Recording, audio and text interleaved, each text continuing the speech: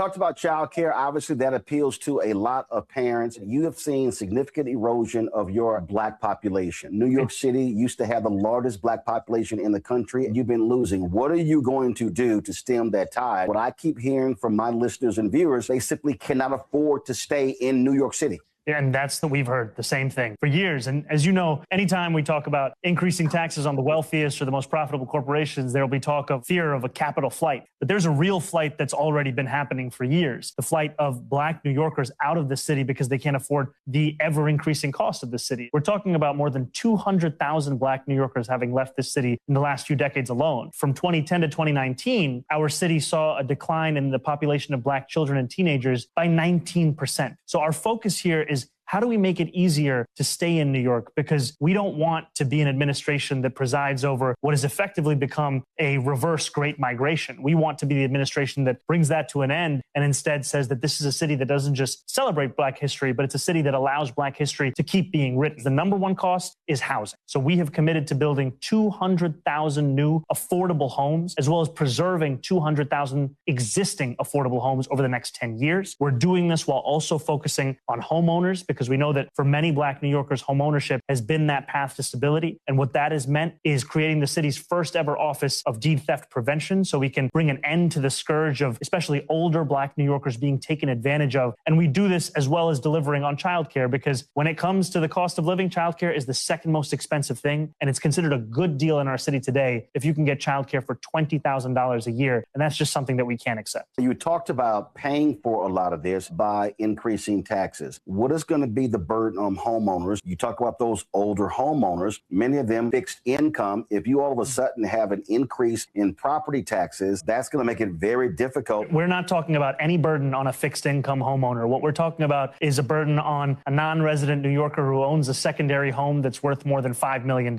Very few and far between in this city. And yet what we've seen is that a city where, as you said, a homeowner on fixed income is struggling to make ends meet, it's also the wealthiest city in the wealthiest country in the history of the world. And our job is to ensure that that wealth reaches the struggles also that New Yorkers are facing in affording life in this city. That's why we've been focused on increasing taxes only for the wealthiest New Yorkers, the most profitable corporations. And when it comes to those who are struggling in this city, it's how do we deliver for them each and every day? I'll give you one example. When it comes to homeowners, we saw that a Rudy Giuliani policy called the tax lien sale. The city was selling tax liens in Black neighborhoods at 6 times the rate it was selling them in white neighborhoods. And I used to be a foreclosure prevention housing counselor. I would see up close what it meant when that lien was sold. It meant you were on a fast track to foreclosure. One of the first things we did was coming in, we said, look, it's not worth the amount of money this is bringing into the city if it means it's at the expense of home ownership. And so we put a pause on that lien sale for the first 6 months with a study instead to look at, yes, how can we make sure that everyone is paying what they owe the city? But also, how can we make sure it's not happening at the expense of their ability to stay in this city? You called David Dick as a Democratic Socialist mayor? Yes, he identified himself as a Democratic Socialist. He was also our first Black mayor. And in many ways, he was an inspiration, not just for me, but for so many New Yorkers with his vision of what the city could be. And even just recently, I was celebrating Mandela Day, and I was looking back at images, how David Dinkins welcomed Mandela to this city and what it looked like to actually be a mayor with humanity at the core of the agenda. How do you respond to folks who say that, oh my God, these DSA folks are taking over the party, that they're going to destroy the party, and we're not going to be able to win because we're going to get branded as socialists and communists? Democrats have been branded as socialists for longer than I can remember. I remember President Obama being called a socialist almost every single day by Republicans across this country, and it didn't stop him from delivering not just on a first term, but a second term, and things that we still talk about to this day. I believe what's at the heart of this agenda is the struggle of the working person. Working people aren't just struggling in New York City, they're struggling everywhere across the country. And this message is about how can we ensure that when you work every single day, that you come home at the end of the day and you can actually afford to pay those bills, your housing, for your childcare, for your groceries. How do we reduce the distance between those two things? Building more affordable housing, universal childcare, city-run grocery stores, real tangible things. I think that these have the potential to connect with any working person that's struggling anywhere. And I think for those who are concerned about what is this party, my answer would be that, what is the Democratic Party if not its voters? People are hungry for a vision of the Democratic Party that has more to do with the New Deal than with the raw deal that so many Americans have been forced to accept over these last few years.